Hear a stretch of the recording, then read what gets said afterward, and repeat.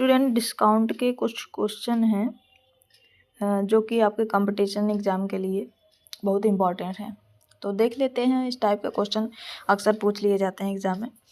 पहला क्वेश्चन है, किसी वस्तु का एमआरपी मतलब समझते हैं, मार्क प्राइस, जिसे कहते हैं अंकित मूल्य, कितना है?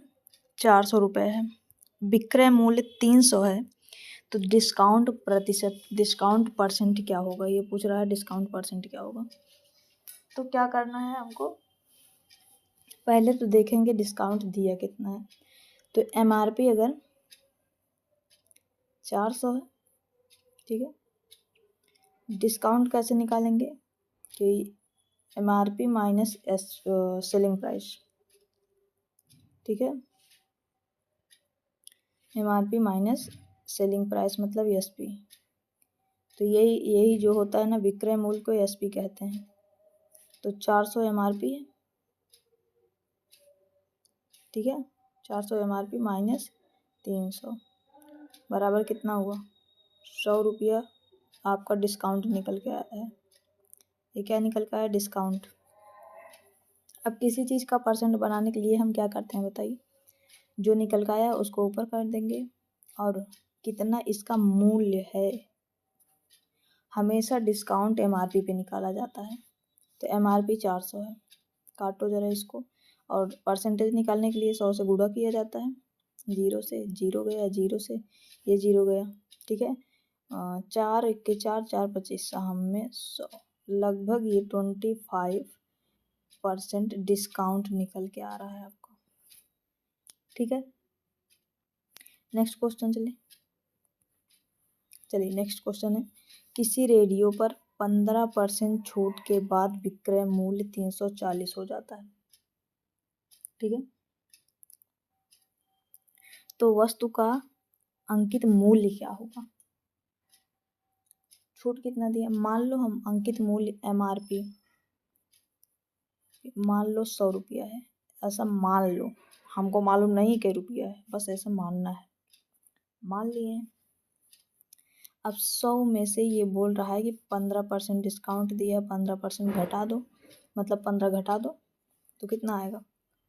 85, इतना रुपया आ रहा है। यही इतना परसेंट जो है क्या है? सेलिंग प्राइस के बराबर है। हमको सेलिंग प्राइस ये दिया है ना, ये रहा सेलिंग प्राइस, तो 340 रुपया हो जाता है। तो 340 इसको इसके बराबर कर दो। अब क्या करोगे? देखिए, ये जो है 85% किसका है? यक्स का। यक्स क्या है? यक्स कोई एमआरपी रहा होगा जिसको हमको मालूम नहीं है, और ये कितना निकल के आ रहा है? 340 के बराबर निकल के आ रहा है। तो एक का मान पहले निकालो, एक का मान मतलब यही एक्स का मान निकालेंगे तो हमारा आ जाएगा। जरा इसको काटो पीटो, कितना आएगा देखिए। इसको काटना है तो ऐसे करो, 17 पचे 85, 17 दूना 34, और ये 0 ऐसे रख दो, तो इधर 20 आ रहा है, ठीक है। अभी 5 से काट दो इसको, 5 1 5, 5 चौके 20। ये परसेंट जो है नीचे है, तो यक्स बराबर यहाँ जाएगा, परसेंट यहाँ गुणा हो जाएगा 4 में, तो ये हो जाएगा 400 रुपये। तो ये यक्स क्या आया है ना, यही एमआरपी है, यक्स जो है एमआरपी है। तो इसका आंसर क्या हो जाएगा? 400। बस इसी तरह निकाला जाता है। नेक्स्ट क्वेश्चन है, कह रहा है किसी घड़ी का अंकित मूल्य मतलब एमआरपी 700 रुपया दिया है, 12% छूट के बाद उसका विक्रय मूल्य बताओ। छूट कितना देना है? 12%। चलो ठीक है, 12% मतलब 100 नीचे कर दो ऐसे, ठीक। तो छोड़ दो इसको, 12% कहाँ लिख रहे हो?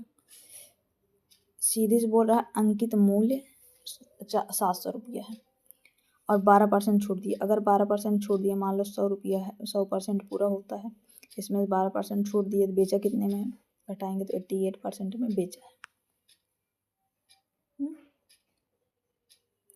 अब कह रहा है कि बेचा तब कितने में है, तो बेचा 88% में है। कितने का है, 700 का है। 700 का 88% अगर निकालेंगे तो कितने में बेचा है वो आ जाएगा। जरा इसको करो, 7 8 56 का 6, 7 8 56, 56 5 61, इतना रुपया आया है कि 700 का सामान था, ये 616 में बेचे, अगर 12% का छूट दिए हैं तब। ठीक है, सो सिंपल। नेक्स्ट क्वेश्चन चलते हैं। नेक्स्ट क्वेश्चन है, श्याम ने कोई वस्तु उसकी मूल कीमत पर 20% की छूट पर खरीदी। मूल कीमत कुछ रहा होगा, उससे इन्होंने 20% छूट ले लिया और उसने उस खरीद मूल्य पर 40% बढ़ाकर बेच दिया। तो नया विक्रय मूल्य का कीमत जो है, नया विक्रय मूल्य मूल कीमत से कितना % अधिक है। तो देखिए, मान लीजिए इसका कि मूल कीमत कितना है, मान लो ऐसे मान लेना चाहिए 100 रुपये मान लेते हैं। ठीक है, इसका मूल कीमत है, मूल कीमत मतलब कॉस्ट प्राइस। कह रहा है 20% इसी पर छूट दी है, 20% छूट दी है तो बचा कितना है अब 80%। ठीक है, कितने पर छूट दिया है, 100 पर, कितना %, 80% बचा है। तो इसका कास्ट प्राइस जो है CP निकल के आएगा 80 रुपया। ये CP है, कास्ट प्राइस निकल के आया, और ये हम मूल कीमत माने थे, मतलब MRP माने थे। ठीक है, अब इसको ऐसे लिख दो, इसको MRP था मान लेते हैं, और ये CP निकल का है। लेकिन हमसे पूछ रहा है कि इसको 20% छूट दिए थे, तो 20% छूट दिए तो 80 रुपये का सामान गया। अब कह रहा है 40% बढ़ा दो, तब कितने में बेचोगे, तो इसी 80 का 40% मतलब 100 का 40%, इतना जाएगा। ठीक है, इसको जरा काटे, 1 0 से 1 0, 1 0 से 1 0, 14 8 112 रुपया में इन्होंने वो सामान बेचा है, मतलब 12 रुपये फ़ायदा कमाए हुए हैं। ठीक है, नेक्स्ट क्वेश्चन कह रहा है, यदि 10% और 20% की 2 क्रमिक छूटें दी जाती हैं तो निबल छूट कितना होगा। ये गलती से छूट लिखा गया, उसको मतलब अनदेखा कर दीजिएगा। तो अगर हमको इस ऐसे निबल छूट निकालना होता तो पता है क्या करते हैं, इसका फार्मूला है x + y + x - y, no minus नहीं होता है, xy/100। ये तो फार्मूला है छूट, निबल छूट निकालने का। तो देखिए, अगर प्रॉफिट हुआ तो प्लस में लिखेंगे, अगर घाटा हुआ तो माइनस में लिखेंगे। ठीक है, तो इसको कैसे लिखेंगे, मान लो 100 रुपये का सामान था, अरे मान लो इधर देखो, ये x को 10 एक छूट दिया, प्लस दूसरा छूट कितना दिया 20, लेकिन प्लस नहीं करेंगे, ये छूट दे रहा है तो दोनों निगेटिव रहेंगे।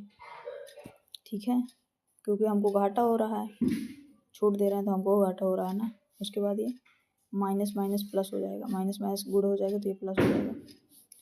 10 × 20/100, 1 0 से 1 0, 1 0 से 1 0, ये 10 10 माइनस माइनस में है, 10 जुड़ जाएगा तो 30 हो जाएगा माइनस में, और ये प्लस का साइन है, और ये कितना हो जाएगा 2 2 1 के 2 होगा ना। उसके बाद इसको जरा करो, ऐड करो, कितना आएगा, माइनस का 28%। ये माइनस क्या दिखा रहा है, माइनस क्या दिखा रहा है, निबल छूट। छूट मतलब अब तुम छूट दिए हो तो तुम्हें घाटा हुआ, तो वही माइनस यही दिखा रहा है। ठीक है, नेक्स्ट क्वेश्चन है, चलो कह रहा एक पुस्तक का अंकित मूल्य 100 रुपया है, कोनो बात नहीं। कह रहा है 20% और 30% के बट्टा श्रेणी पर विक्रय मूल्य ज्ञात कीजिए। MRP उस पर पहले बट्टा श्रेणी निकाल लेते हैं। बट्टा श्रेणी फार्मूला तो है ना x + y + xy अपान 100। तो कितना परसेंट का घाटा हुआ इसको, ये 20 माइनस में 30 माइनस में दूर छूट दिए हैं, और फिर माइनस माइनस का गुणे में ये प्लस हो जाता है, तो यहाँ प्लस लिख देंगे।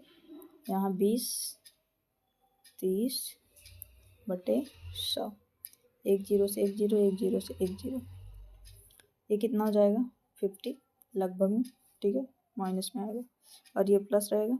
ये कितना होगा 3 दूनी 6, बराबर ये कितना आ जाएगा 44%। इन्होंने जो छूट दिया है 44% दिया है। जब 100 रुपये की वस्तु है 44 रुपये छूट दें तो बताओ कितने में बेचे। SP क्या आ जाएगा, सीधा 66 रुपया आ जाएगा, सीधा आ जाएगा, क्योंकि 100 है ना, इसीलिए।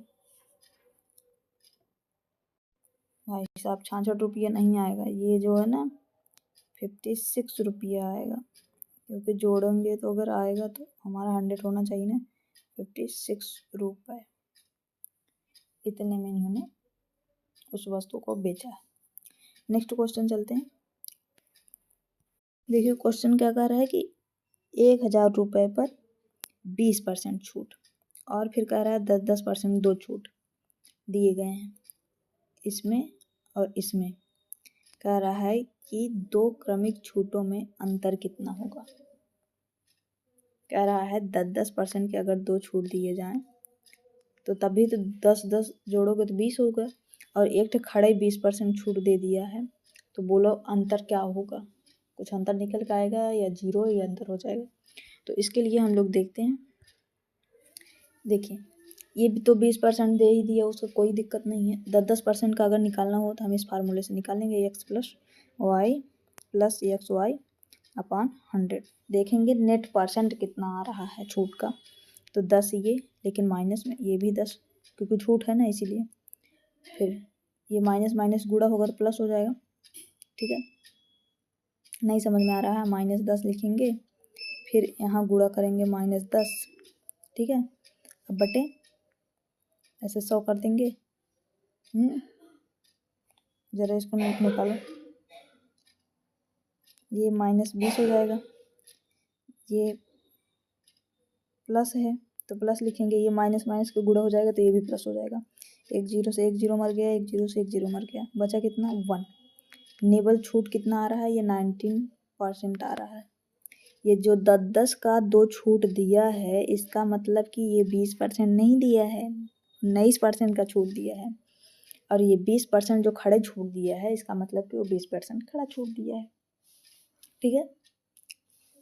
तो अंतर कितने का हो रहा है, अंतर पूछ रहा है, अंतर 20 - 19 बराबर 1%, ठीक है। यही आंसर है,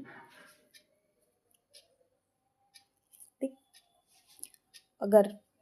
अगर इसी में रुपया पूछता तो इसको ज़रा हम इरेज कर दे रहे हैं, रुपया बता दें, ठीक है, इरेज कर दें। 1% पूछा था ना, 1% के लिए क्या करेंगे, 1% आया था हमारा छूट, रुपये में कितना अंतर था, 1000 का 1% निकालेंगे तो रुपये में हमारा कितना, 1 2 3 10 रुपये का अंतर आ रहा है, ठीक है। रुपये में इतना आ रहा है और परसेंटेज में क्या आ रहा है 1%, ठीक है, 1% का छूट आ रहा है। यही क्वेश्चन रहा।